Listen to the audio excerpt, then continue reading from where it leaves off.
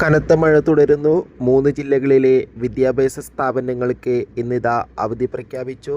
വരും മണിക്കൂറുകളിൽ അതിശക്തമായ മഴയ്ക്ക് സാധ്യത. എല്ലാവരും ജാഗ്രത പാലിക്കുക.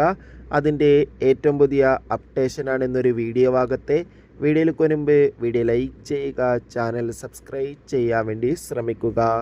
സംസ്ഥാനത്ത് ഇന്ന് ജൂൺ 26-ാം തീയതി വ്യാഴാഴ്ചയും കനത്ത മഴയാകുമെന്നാണ് കാലാവസ്ഥാ നിരീക്ഷണ കേന്ദ്രം അറിയിച്ചിട്ടുള്ളത്. ഇന്ന് 5 ജില്ലകളിൽ ഏകദേശം ഓറഞ്ച് അലർട്ടാണ് പ്രഖ്യാപിച്ചിട്ടുള്ളത്.